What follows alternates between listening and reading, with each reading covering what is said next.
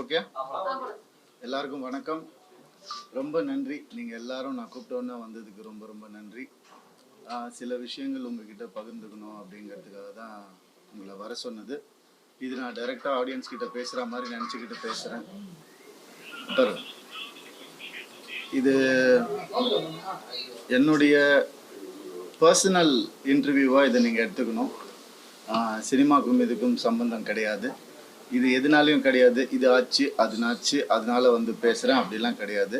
இத்தனை நாள் நான் பேசாமல் இருந்ததே ரொம்ப முட்டாள்தனமாக நான் வந்து ஃபீல் பண்ணுறேன். ஏன்னா ரவி மோகன், ஜெயம் ரவி அவர் ரொம்ப சாஃப்ட்டு. அவர்கிட்ட எது சொன்னாலும் அவர் கேட்டுப்பார், புரிஞ்சுப்பார், அவர் விட்டு கொடுத்துருவார். எஸ், அதுதான் என் கேரக்டர். அப்படி தான் நான் இருந்துகிட்டு இருந்தேன். ஆனால் சாது மிராண்டால் காடு கொள்ளாது. சாதுவாக இருந்த என்ன நிறைய பேர் சீண்டணும்னு நினைக்கிறாங்க. அவங்களுக்கெல்லாம் நான் ஒன்று சொல்லிக்கிறேன். இதுதான் என் ஆஃபீஸ், இங்கே வாங்க. மறைமுகமாக எதுவும் வேணாம், டைரெக்டாக வாங்க, டைரெக்டாக பார்த்துக்கலாம். எத்தனை பேர் என்னை கீழே இழுக்கணும்னு நினச்சாலும் அத்தனை பேருக்கும், இது நான் சினிமா பற்றி பேசவே இல்லை, ஆல்ரெடி சொல்லிட்டேன், பர்சனல் தான். அத்தனை பேருக்கும் நான் ரெடியாக இருக்கேன். என்னை எப்பெல்லாம் ஆசைப்படும் போதெல்லாம் பஞ்சிங் பேக்காக யூஸ் பண்ணணும்னு நினச்சவங்க எல்லாரும் இப்போ வாங்க. கராத்தே பாபு மாதிரி தான் நான் கிக் அடிக்க போகிறேன். ரெடியாக இருக்கிறேன் நான். ஸோ முதல்ல நான் சொல்ல வேண்டியது என்னென்னா, என் படம் இனிமேல் ஸ்க்ரீனில் ரிலீஸ் ஆகாது. என் டைவர்ஸ் கிடைக்கிற வரைக்கும் நான் நடிக்க போகிறது கிடையாது. ஏன்னா என்னால் நடிக்க முடியல. எனக்கு நடந்த அவமானங்கள், தேவையில்லாத அவமானங்கள் என்னால் தாங்க முடியலை.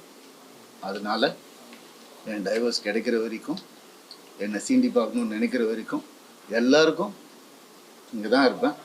வாங்க, சீண்டி பாருங்கள். இனிமேல் சாது கிடையாது நான். அதனால் என்ன நடக்குதோ பார்த்துக்கலாம். மற்ற விஷயங்கள், என் வேலை விஷயங்கள், அதை எப்படி சரி பண்ணணும் என்னன்றதை நான் பார்த்துப்பேன். இவ்வளோ நாள் என் கூட நின்ன உங்கள் எல்லாருக்கும் ரொம்ப ரொம்ப நன்றி. என்றைக்கு என் டிவோர்ஸ் கிடைக்குதோ, என்றைக்கு என் பர்சனல் லைஃப் சரியாகுதோ, என்றைக்கு இந்த சைபர் புல்லிங் எல்லாம் நிற்குதோ, எல்லாத்தையும் நான் பார்த்துட்டு தான் இருக்கிறேன். எல்லாம் எனக்கு வரும். எனக்குன்னு இருக்கிற ஒரு சில டீம் இருக்காங்க. மற்றவங்கள மாதிரி 25 பேர் கொண்ட குழுவெல்லாம் எனக்கு கிடைக்காது. நான் யாரையும் பர்சனலாக யாரையுமே நான் சொல்லலை. ஏன்னா இது வந்து மற்ற ஹீரோஸையோ இவங்களையோ அவங்களையோ எதுவுமே கிடையாது. சினிமாவுக்கும் இதுக்கும் சம்மந்தமே கிடையாது. இது என்னுடைய பர்சனல் லைஃப். 23 வருஷம் ராத்திரி பகலுமா நான் வேலை செஞ்சுருக்கேன். 95% of my movies are successful.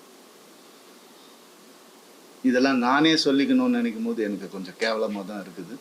இருந்தாலும் கேவலப்படுத்துறவங்க முன்னாடி அதை சொல்லி காட்டுறதுல தப்பே கிடையாது. My achievements I only know, my fans, my true fans know. State award winner 2வது படத்தில் கலைமாமணி என்னென்ன அவார்ட்ஸ் வேணும் சொல்லுங்கள், எல்லாமே அவன் வாங்கியிருக்கேன். என்னுடைய சொந்த உழைப்பில் வாங்கினது.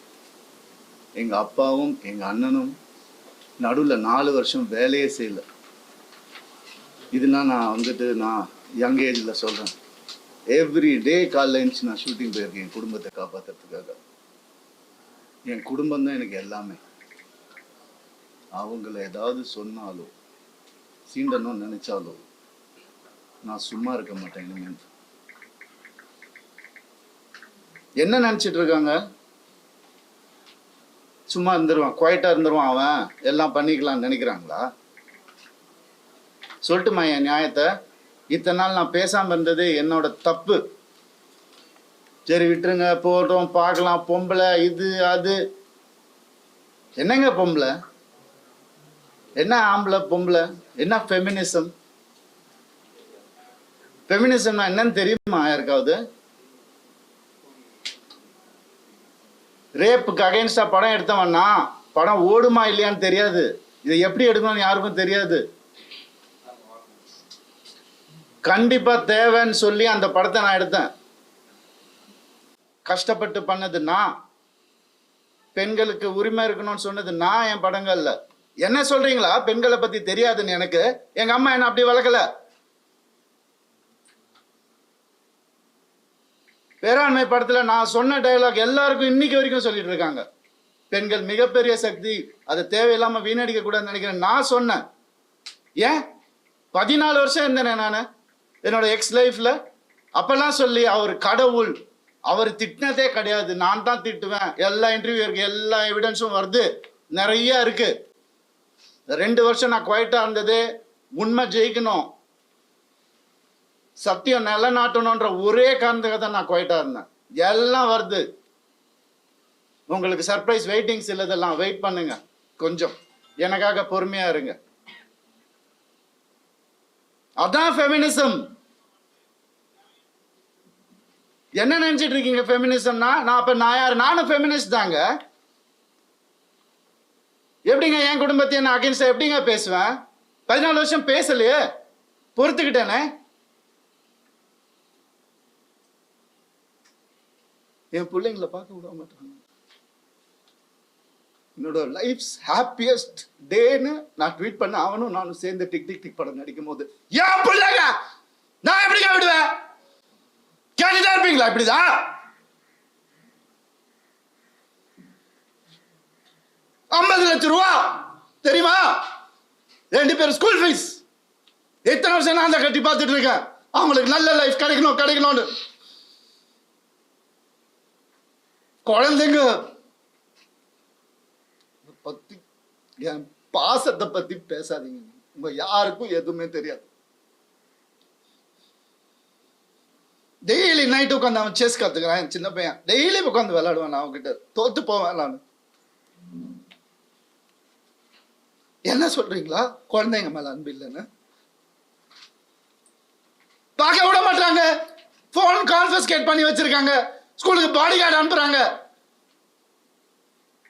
என் பசங்க பார்க்கணும் இந்த வீடியோவை. தெரிச்சு தானே ஓடி வந்தேன் நான். அந்த லைஃப் பிடிக்கலன்னு இத்தனை நாள் இருந்தால அப்பெல்லாம் தெரியலையா? நான் அப்பெல்லாம் பார்த்துக்கல. எவ்வளவு கோடியில வீடு என்ன கேளுங்க போய் வெளியில. ஈஸியாரே சொல்லும். யாருக்காக? எல்லாம் அவங்களுக்காக தான் நான் பண்ண. இருக்கும் போது பார்த்துக்க முடியலன்னா இல்லாதப்ப மூடிட்டு இருக்கணும். ஒரு குழு அமைச்சு இவங்களை இப்படி காசு கொடுத்து இவங்களா அப்படி எனக்கு தெரியாத அதெல்லாம் பண்றதுக்கு பிறந்து வளர்ந்தவன் சொல்லி கொடுத்ததே நான் தான். ஏன் தெரியுமா? நான் திரும்பி வந்தேன் 6 மாசம் நான் காணாம போயிருந்தேன். வேணாம் தேங்க்யூ. இது ஃபெமினிசம். என்கிட்ட கேக்குறாங்க எப்படி அவன் வரான் பார்த்துடலாம் ஷூட்டிங்க்கு. ப்ரொடியூசர் ஆக்குனதே நான். என்கிட்ட கேக்குறாங்க யாராவது பார்த்துருக்கீங்களா குடும்பமா? ஒரு எக்ஸ் குடும்பம் வந்து இன்டர்வியூல வர்றது யாரா பார்த்துருக்கீங்களா? எனக்கே தெரியாது. சர்ப்ரைஸ் தான். வந்து ஏன் மாப்பிள்ள, ஏன் இது, ஏன் அது, எதுக்கு? நான் பாட்டுக்கு தானே இருந்தேன். அப்படியே போயிருக்கலாமே. எதுக்கு சுரண்டி ரத்தம் வர்ற அளவுக்கு, உயிர் போற அளவுக்கு சுரண்டுனா என்னங்க பண்றது ஒரு மனுஷன்? எனக்கு இப்படிலாம் பேச தெரியாதா?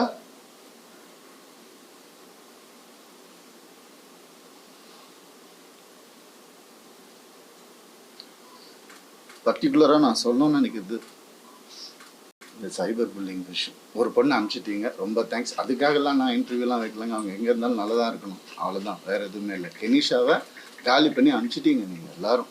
சைபர் புல்லிங் உங்களெல்லாம் நான் சும்மாவே விட போகிறதில்ல.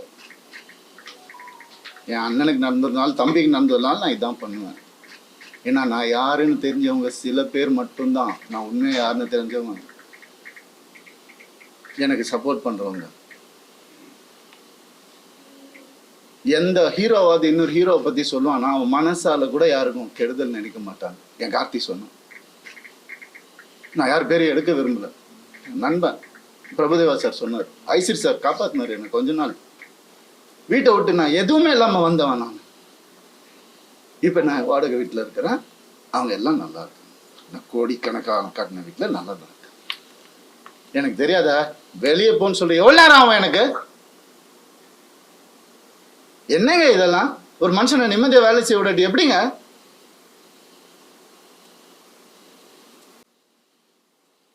சும்மாவே இருக்கணும், என்ன கிண்டல் பண்ணாலும்.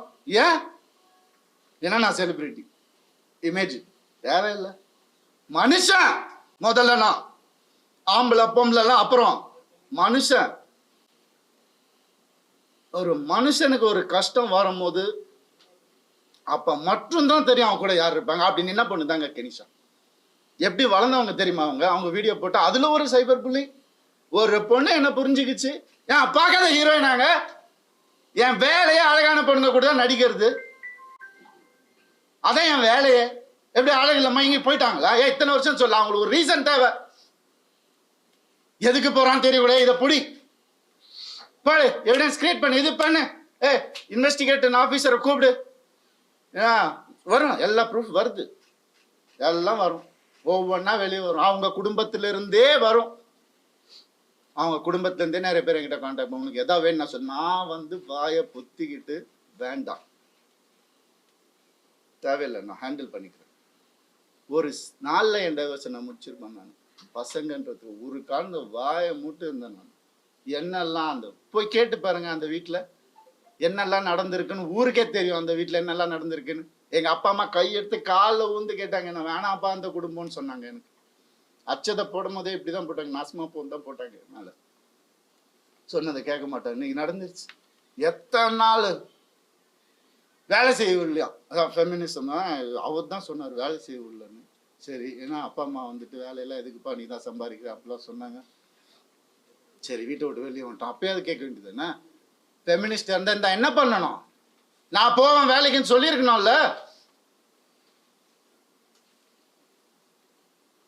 என்ன நினைச்சிட்டு இருக்காங்க எல்லாரும்? இதுல வேற ஒரு சப்போர்ட் அவங்களுக்கு. அந்த இது பேர்லாம் எடுக்கக்கூடாது, கேஸ் வரும், புரியுது எனக்கு. ஆல்ரெடி 100 கேஸ் இருக்கு என் மேல, ஆல்ரெடி கடன் இருக்கு, எல்லாமே இருக்கு என் மேல. இருந்தாலும் உங்க எல்லாருக்காகவும் நான் சிரிச்சுக்கிட்டே இருக்கேன். எப்பவுமே சிரிச்சுக்கிட்டு, எங்கேயாவது எனக்கு சோகம் தெரிஞ்சுதான். ஏன்னா நான் சந்தோஷமா இருந்தேன், நான் தெரிச்சு தானேங்க வந்தேன். வந்தவனை கூட நிம்மதியாக வாழ விடாட்டி ஒரு ஒரு ஒரு சின்ன ஒரு ஒரு அன்பு இருந்திருந்தா எதுக்கு வந்திருப்பேன்? ஏன் வந்திருப்பேன்? யாராவது யோசிச்சு பார்த்தீங்களா? நான் இப்படி பேசணுமா? இத்தனை வருஷம் நான் கஷ்டப்பட்டு வாழ்ந்து என் மேல ஒரு பிளாக் மார்க் இல்லாம 23 வருஷம் எவனாவது இருக்கா? நான் கேட்டு பாருங்க. 23 வருஷம் எப்படின்னே புரியல எனக்கு. எப்படி ஏன் நிம்மதியா இருக்க விட மாட்டீங்க? எனக்கு புரியல. என்ன தப்பு நான் செஞ்சேன்? லீகலா தான் தப்பு செஞ்சேனா நானு? இல்ல. எப்படி 45 வயசுல எப்படிங்க அந்த அழகு பின்னாடி ஓடுற? என்னங்க பேசுறீங்க? அழகான ஹீரோயின் நடிகர் தாங்க என் வேலை. அப்பெல்லாம் ஓடாத, இப்ப ஏங்க ஓடணும்? ஒரு ரீசன்.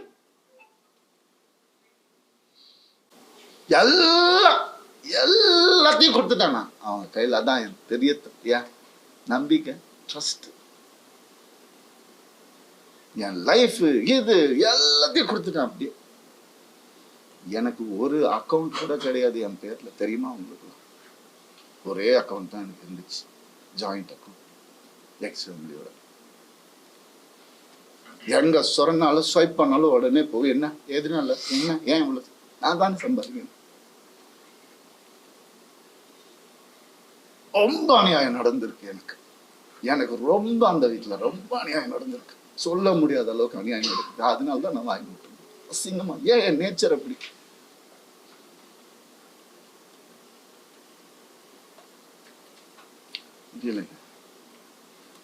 எப்படி ஒரு ஒரு ஒரு டீமை அமைச்சு ஒருத்தனை எப்படி காலி பண்ணலாம்? நான் உயிரோடு இருக்கக்கூடாது அவங்களுக்கு. மேக்சிமம் அதுதான் நடந்துரும், கண்டிப்பா நடக்கும் இது. ஆனா நான் எல்லாரையும் முடிச்சுட்டு தான் நான் போவேன்.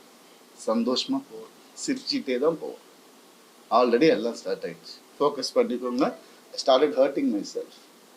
என் குழந்தைங்களை என்ன பார்க்க விடல. I started hurting myself. இந்த கை பார்த்துக்கோங்க, நார்மலா இதுதான் நடக்கும். அதான் உங்களுக்கு வேணும். I gave into everything, not anymore. வர சொல்லுங்க, மொத்த ப்ரூஃபும் இருக்கு என்கிட்ட. வர சொல்லுங்க தேடி, என்ன வேணா நடக்கட்டும். சாரிங்க, நான் நடிக்க மாட்டேன். ஸ்க்ரீனில் எப்போ என் படம் வரும் எனக்கே தெரியாது. எனக்கு சப்போர்ட் பண்ணுறவங்க சப்போர்ட் பண்ணிட்டு தான் இருக்காங்க. அதனால அவங்க எல்லாரையும் சாரி சொல்லிக்கிறேன். தயவு செஞ்சு வேண்டி கேட்டுக்கிறேன், என்னோட இந்த டெசிஷனை அப்படியே விட்டுருங்க. என்னால் வேலை செய்ய முடியல. நான் என் பர்சனல் லைஃப்பை க்ளீன் பண்ணிட்டு எனக்கு என்ன இமேஜ் இருந்ததோ அதை நான் காப்பாற்றிக்கிட்டு நான் கண்டிப்பாக திரும்பி வருவேன். அது கடவுள் கையில் இருக்கு. எவ்வளோ சீக்கிரம் முடியுமோ நான் சீக்கிரமாக முடிச்சிடுறேன்.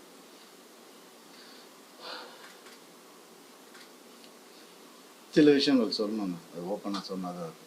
இந்த 3 லெட்டர் நடிகை இருக்காங்க, நான் சொன்னல ஆல்ரெடி நிறைய கேஸு. அவங்க பேரை சொன்னால் அவங்களும் என் பேரை தெரியாமல் என்னை வந்து அட்டாக் பண்ணுறாங்களாம். இட்லி நடிகை அதையும் சொல்லிடுறேன் நான். 3 பேர் ஹீரோஸ் என்கிட்ட, பெரிய ஹீரோஸ், அவங்க ஜென்ரேஷன் ஹீரோஸ். என் குடும்பத்தை கெடுக்க வந்த இவாவை அசிங்கமான வார்த்தையில் சொன்னாங்க. நாசமாக போயிருக்கும். 3 பேரோட வாழ்க்கையை கெடுக்கிறதுக்கு ரெடியாக இருந்த அந்த ஒரு பொம்பளை என் லைஃப் பற்றி பேசுகிறாங்க. ஆனால் வேற ஏதாவது பிரச்சனை வந்து அப்படியே நான் ஃபெமினிஸ்ட், நான் இப்படி ஆயிடுவேன். என்ன ட்ராமா இதெல்லாம்? உனக்குலாம் ஏதாவது துப்பு இருக்கா என்னை பற்றி பேசுறதுக்கு?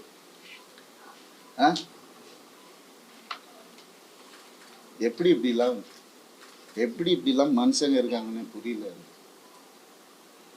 நான் யாரு, நீ யார்? பர்சனல் லெவலில் டச் பண்ணாது. என்னோட நல்லா நடிப்பியா, நடிச்சுக்கோ. ஐயோ காலில் நானே உழுறேன். அவார்டு வாங்குறேன், வாங்கிக்கோ. பர்சனல் லைஃப்பில் மனுஷன் இவன் தப்பான மனுஷன் அதாவது பேசின நீ தருவ, உனக்கு என்ன அறிகிறது இருக்கு பேசுறதுக்கு? நீ என்ன பெத்தியா? எல்லாரையும் வந்து அடி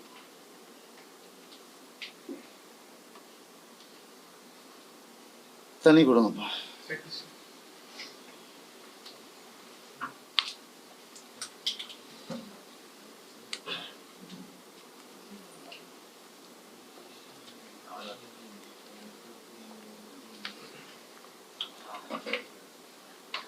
ரத்தம் வாந்தி வந்துட்டு இருக்கேன். பிளாக் மேஜிக் பண்ணிட்டு இருக்காங்க எனக்கு.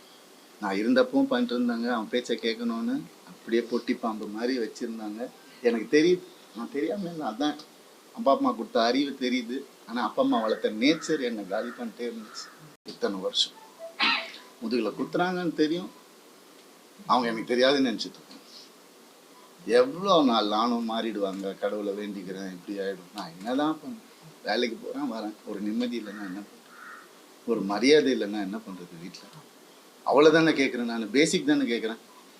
இதில் என்ன ஆம்பளை பொம்பளை எனக்கு புரியல. சீக்கிரம் குத்துங்க, வாங்கிக்கிறேன் நான். அப்படிதான் என்ன, வேலைக்கு போயிடுறேன் நான். ஏன் இப்போ நான் வெளியே போயிட்டு யார் கூடயோ போனது தான் உங்களுக்குலாம் தெரியும். அதுக்கு முன்னாடி நான் 2 வருஷம் ஹோட்டலில் அங்கே இங்கே தங்கினதெல்லாம் உங்களுக்கு தெரியாது. இல்லை, யாருக்கும் தெரியாது. ஏன்னா நான் சொல்லலை. 4 வருஷம் இன்னையோட 4 வருஷமா எனக்கும் அவன் சமயம். இப்போ நடந்தது தான் அவங்க எல்லாருக்கும் தேவை. அதை தான் அப்படியே ஜோடிச்சு இப்படி பண்ணி கிளாசிக் வச்சிருப்பாங்க நிறையா. ஏஐயில் கிரியேட் பண்ணி எவிடன்ஸ், எனக்கு தெரியாது, அது ரியல் எவிடன்ஸே எடுத்துகிட்டு வருவாங்க. எனக்காக பேசுகிறவங்களும் இருக்காங்க. இதெல்லாம் தப்பு. ஒருத்தரோட வாழ்க்கையில் விளையாடக்கூடாது, ஒருத்தரோட இமேஜில் விளையாடக்கூடாது. என்ன நடந்துச்சு உங்களுக்கு எப்படி தெரியும்? இப்போ இருந்து பாருங்க, 2 நாள் முடியுமா? இல்லை, இப்போ இருந்தவங்களுக்கு தானே தெரியும். நீங்கள் ஏன் பேசுறீங்க? Cyber bullying bricks. உங்களால் எத்தனை பேர் செத்து போயிருக்காங்க தெரியுமா உங்களுக்கு? எத்தனை பேர் சூசைட் பண்ணியிருக்காங்க தெரியுமா உங்களுக்கு? நான் போயிடுவேன், உங்க எல்லாரும் எடுத்துட்டு தான் போவேன் நான். பிளடி குழந்தைங்கள்ல இருந்து டீனேஜர்ஸ்ல இருந்து உங்களால செத்து போயிட்டு இருக்காங்க. Cyber bullying bricks. வெக்கமா இல்ல உங்களுக்கு எல்லாம்? என்ன நினைச்சிட்டு இருக்கீங்க?